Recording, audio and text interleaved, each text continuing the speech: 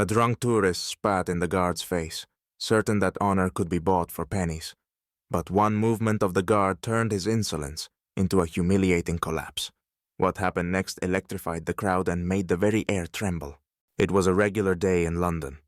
Paper cups, camera clicks, and the endless cooing of tourists, like pigeons in a square.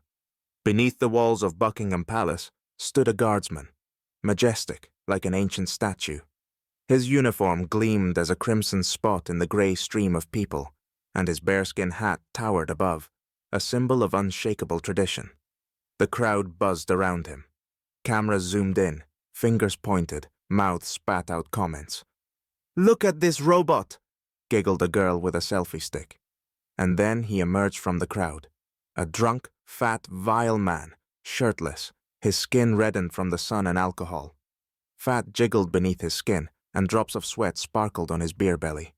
He reeked as if he'd climbed out of a vat of sour beer. Greasy hair stuck out in all directions. His eyes were murky, his tongue slurred. He belched so loudly that the nearest tourists' faces went blank. "Check out this soldier boy," he rasped, pointing a pudgy finger at the guardsman. "Hey bro, forget how to have fun?" The crowd stirred like a disturbed beehive. Some giggled, others cringed with disgust. The drunk man swayed, his belly jiggling like jelly. He took a step forward, flailing his arms. "Come on, give me a show. I'm a tourist. I pay to gawk at you." The guardsman didn't flinch a millimeter. His eyes stared through the space, where no tourists or jeers existed, only duty and honor. But the drunk wouldn't stop. His swollen face twisted into a crooked grin. He pretended to stumble and nearly jabbed his forehead into the guard's chest. "Oops, sorry bro. Why so stiff? Maybe you need a pick-me-up?" He snickered, like a drunken village fool. The guardsman stood like a rock, but the air reeked of trouble.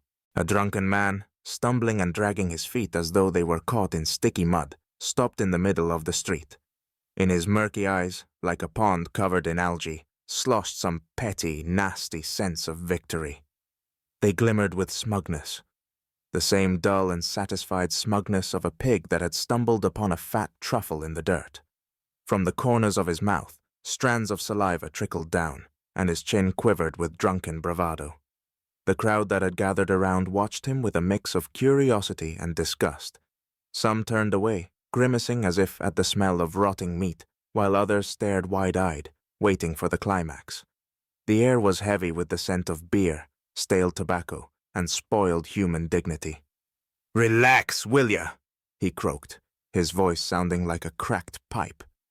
He waved his arm so abruptly he nearly fell over. "It's just a show for the tourists. I pay for the tickets. I want some entertainment." The words, flung into the air like rotten fruit, sparked a murmur of noise.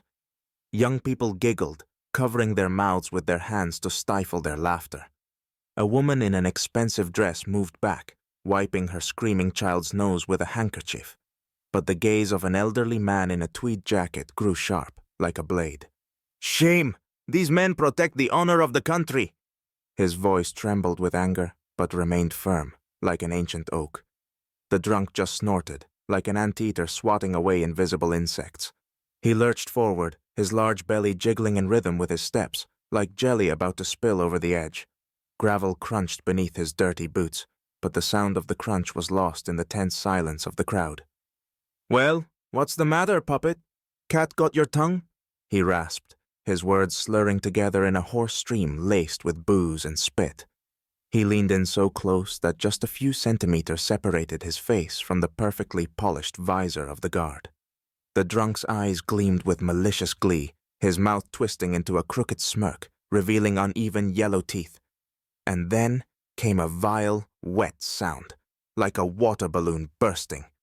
A glob of spit shot from his mouth like venom, soaring through the air. Slowly, as if in slow motion, it crossed the invisible line between chaos and order. The crowd gasped. Some covered their eyes, while others eagerly tracked the trajectory, as if watching a comet streaking toward Earth. Splat! The spit landed on the guard's face. The slimy filth trickled down his cold, perfectly symmetrical features, corroding the invisible boundaries of honor and tradition. Time froze, as though clenched in an iron grip. Someone gasped in horror. A hand gripped a neighbor's sleeve. The air was thick, heavy, soaked with tension ready to explode. "Holy crap! He actually spit!" shrieked a girl with pink hair, her eyes burning with wild excitement. The guard stood there, unshakable, like a granite monument carved from the very earth itself. His face remained impassive, as though the spit were just a raindrop that had accidentally fallen from the sky. In his eyes, only an endless void of duty and discipline was reflected. But something, invisible to most, trembled within that statue. The unbearable weight of the moment hung over the square, ready to crush anyone who dared to breathe. And then, movement. Barely perceptible, but filled with determination, like a string pulled to its breaking point. The guardsman slowly, almost ceremonially, raised his hand. His fingers, moving with flawless precision, slid toward the snow-white handkerchief tucked into his belt. It was the motion of a surgeon before an operation, cold, measured to the millimeter. He drew out the handkerchief and held it before him, like an ancient scroll containing someone's fate. The stark whiteness of the fabric stood in sharp contrast to the murky grayness of human emotion and disgrace around him. In this simple gesture lay such power that the crowd froze. Some clenched their fists, others felt chills run down their spines. Without a word, his gaze fixed on the drunken man, the guardsman dabbed away the spit. Each touch of the handkerchief to his face was underscored by icy precision, as though he wasn't wiping away filth, but branding away a mark of shame. Then he spoke.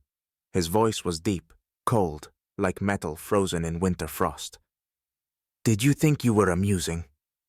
His words rang out like a blade striking stone. "Now you will be known as the man who spat on centuries of honor." Those words pierced the air like rusty nails. The drunk paled, his smugness evaporating like morning mist under a blazing sun. His face grew slack and pitiful. The crowd recoiled from him as if it were one living organism, shrinking away from a leper carrying a contagious plague. On the faces around him, emotions flared, from cold contempt to a seething, almost physical outrage. The guardsman took half a step forward. That step thundered in the silence, like a drumbeat before a charge. Unwavering resolve and cold strength advanced with him. "Leave." His voice was calm, but it carried an order beyond dispute. "Before the last scraps of your dignity dissolve in the filth beneath your feet." The drunk staggered back, tripping over his own feet. His face turned gray and slack, like wet cement, shapeless and powerless. He stumbled away, his eyes darting desperately, searching for something, anything, that might restore a shred of respect. But it was too late. "Get out of here!" The elderly gentleman's voice rang out, like the final chord of a symphony of shame. It was cold and precise, like the snap of a cane against glass. "And take your arrogance with you!" Like a deflated balloon, the drunken man turned around. His fat shoulders slumped, as though a heavy backpack filled with stones of shame was pressing him into the ground. His belly quivered with ragged, humiliating breaths. His legs moved slowly, clumsily, as if every step was a struggle against sticky, suffocating mud. His face had gone gray and dull, like a man who had suddenly realized his own insignificance. The crowd stirred, a wave of nervous, liberating noise rippling through it. Someone clapped, the sound of applause dry but filled with approval. "Bravo!" shouted someone from the side. "Serves him right," added a young woman whose eyes gleamed with contempt. The large man who had so recently filled the world with his arrogance was now slowly disappearing, dissolving into a crowd that no longer accepted him. People pulled back, as if from a foul smell, as though his shame were contagious. The stares pierced his back like 1,000 needles, and he felt each and every prick. The guardsman, as though nothing had happened, returned to his post. His movements were precise and composed, like a wound-up mechanism that would never fail. He froze once more, motionless, like history itself. But now, he was more than just a sentinel at the palace gates. His figure embodied resilience, able to withstand any arrogance, any challenge, any spit from fate. This was a moment frozen in time, but within seconds, it began a new life. on thousands of screens around the world. The video spread across the internet like a wildfire, and the comments exploded one after another. This is what true honor looks like. Shame on tourists like that. Respect to the guard who stood firm. These words flew in from all corners of the globe, merging into a chorus of approval, outrage, and respect. The guardsman stood in the same spot, unaware of the virtual storm his gesture had sparked. He simply adjusted his fur hat, ensuring it was perfectly aligned, and once again merged with eternity. His eyes held neither pride nor anger, only duty. Time continued its endless march. Arrogant fools came and went, their shame flaring up and dying out. But honor remained steadfast. It was a rock that neither spits nor waves of human insolence could erode, and the spit that had dried on his face was just a drop in the ocean of his greatness.